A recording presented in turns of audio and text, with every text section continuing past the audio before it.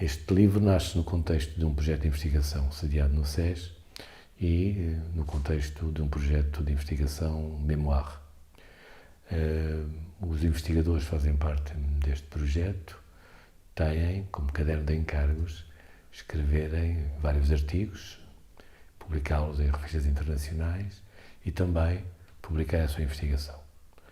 Eu trabalhei muito e fundamentalmente sobre a dimensão artística do projeto e sobre o levantamento em trabalho de campo dos artistas que fazem parte deste perfil designado como artistas no contexto da pós-memória, de que resultou a escrita destes, no fundo, 13 ensaios sobre artistas e sobre as suas obras e de um prefácio que, de alguma forma, pretende ser também a reflexão teórica que enquadra esta produção artística.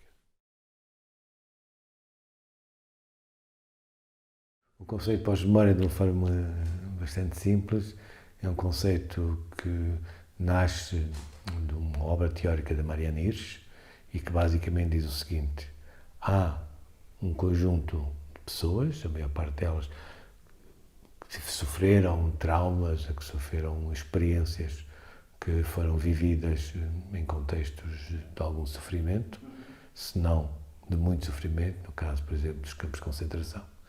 E essas memórias vividas foram transferidas de uma forma muito difusa para os seus filhos e para os seus netos.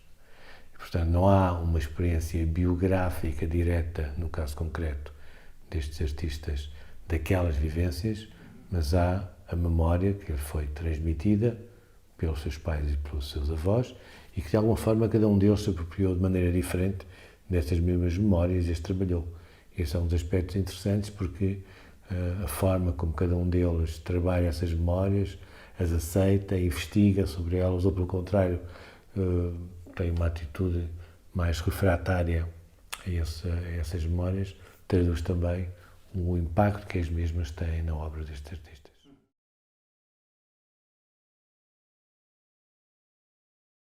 Alguns destes artistas eu já conhecia as suas obras, mas nós, neste projeto de investigação, fizemos um longo trabalho de campo e entrevistamos cerca de 120 artistas, de todas as áreas: cinema, teatro, artes performativas, música, por aí fora. E deste conjunto vastíssimo de artistas, que fundamentalmente residem entre Portugal, Bélgica e França, acabamos por conhecer outros artistas, que eu pessoalmente não conhecia, e outras obras, que de alguma forma foram importantes para realçar a enorme importância da criação artística deste grupo. São artistas que têm perfis muito diferentes, para já são perfis que têm a ver com o facto de serem da segunda ou da terceira geração, e isso é muito importante na definição dos seus próprios trabalhos. São artistas que, de alguma forma, se vivem na Bélgica ou em França ou em Portugal, também têm contextos regionais e culturais que são diferentes, portanto, de alguma forma, outra variável que entra na sua produção artística, pois são mulheres ou são homens, são negros ou são brancos, são mestiços, e alguns deles têm uma experiência, embora curta, mas uma experiência biográfica em que eventualmente terão nascido em alguns territórios colonizados em África, mas terão vindo para viver para a Europa com 4, 5, 6, 10 anos, e outros não de todo, outros nasceram já na Europa. Depois há um pequeno grupo que, não tendo uma experiência biográfica colonial, são filhos de soldados ou são filhos de colonos que viveram em África. E tornaram-se, em determinada altura, artistas que se preocuparam muito com as questões coloniais e, sobretudo, pós-coloniais.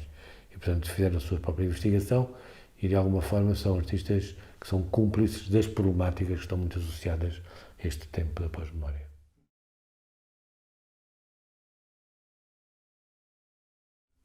Há, sobretudo, temas que são bastante recorrentes em todos.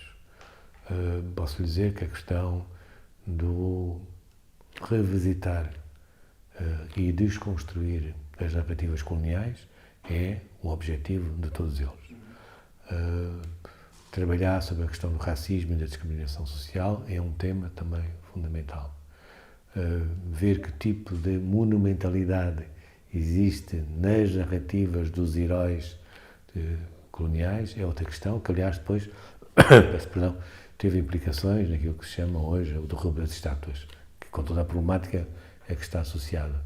Mas depois, por exemplo, há artistas, nomeadamente as artistas mulheres, que trabalham muito sobre a questão feminina, vista de outro ponto de vista.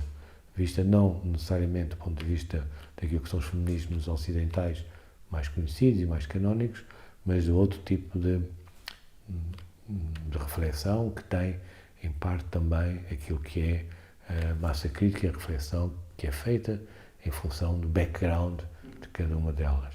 Há artistas que trabalham muito sobre as questões ecopolíticas, que é, de alguma forma, uma questão presente, é uma questão contemporânea e é uma questão que se encontra em outros artistas europeus e não só necessariamente os europeus.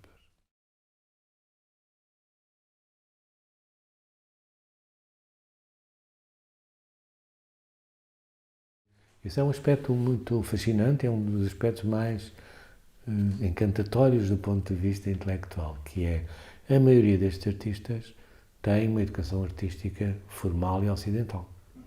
Conhecem a história da arte, sabem a história da arte europeia e norte-americana e, portanto, desse ponto de vista, eles incorporaram uma determinada linguagem artística, um conjunto de técnicas que são aprendidas nas escolas europeias.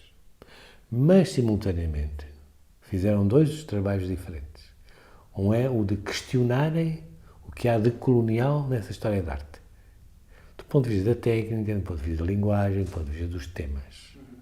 O outro aspecto muito importante em alguns deles é que trouxeram consigo um conjunto de linguagens, de técnicas, de tecnologias provenientes dos territórios de origem dos seus pais e dos seus avós.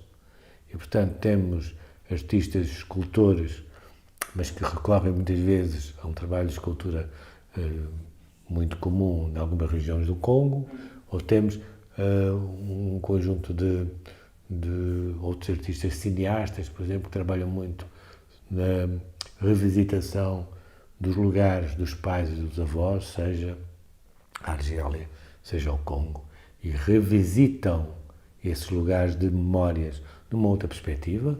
Recorrem também aos arquivos, isso é um aspecto muito interessante, porque de alguma forma o que fazem é apaziguar um certo conflito que existe entre os historiadores e os estudos da memória, e nessa medida ele recorre aos arquivos, como um historiador tradicional também o faz.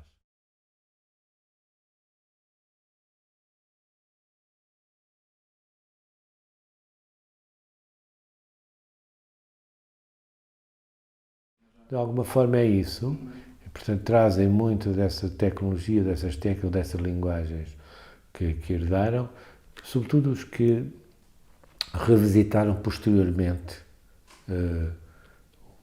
os territórios de origem dos pais e dos avós e, portanto, de alguma forma contactaram com os artistas locais. Mas também fazem outra coisa, que é trabalham sobre essas mesmas tecnologias e essas mesmas técnicas. Portanto, não ficaram fixados na pintura do retrato tradicional, que aliás foi uma tecnologia, uma linguagem colonial, e portanto trabalharam muito sobre isso também. De alguma forma há um trabalho permanente de desconstrução, sem nunca deixarem de ser artistas atentos ao mundo contemporâneo, até porque eles têm duas qualidades interessantes, que são transculturais, viajam, circulam pelos países europeus, pelos países africanos, pelos Estados Unidos, por aí fora, e, simultaneamente, também são artistas que têm uma dimensão intercultural. E, portanto, de alguma forma, conhecem bem os universos das diferenças, os pontos possíveis, as negociações culturais, tanto mais que alguns deles, nomeadamente os africanos negros, tiveram episódios da sua vida em que estiveram sujeitos à discriminação e ao racismo, enfim, outras formas de violência. E, portanto, também sabem, de alguma forma, como isso é doloroso e como isso também pode ser traduzido em termos de linguagem artística.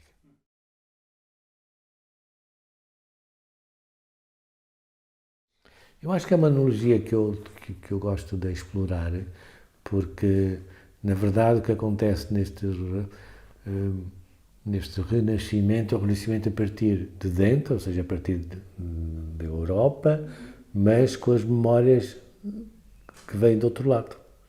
E nesse sentido é um renascimento muito específico e muito diferente do que foi o renascimento europeu ou foi o renascimento egípcio, para falar de outro território não europeu. Mas também são artistas que trazem esse mundo novo. Quer dizer, eu parece-me que são artistas que nós vemos, quer dizer, hoje este processo tem 20 anos, pouco mais de 20 anos, que irrompeu na Europa, não é? E em 20 anos eles de facto impuseram-se nos circuitos internacionais da criação artística, da difusão, das feiras, das bienais, dos museus e por aí fora. Portanto, acontece, é preciso apenas alguém estar disponível e atento ao que estava a surgir. E é um mundo novo que aparece no mundo velho, que é o mundo da Europa. Estas coisas também não acontecem em rupturas, quer dizer, continuam a conviver necessariamente esse mundo mais antigo e o mundo mais novo. Mas eu acho que eles são um contributo absolutamente extraordinário para a paisagem artística contemporânea na Europa. António, muito obrigado. Obrigado, eu.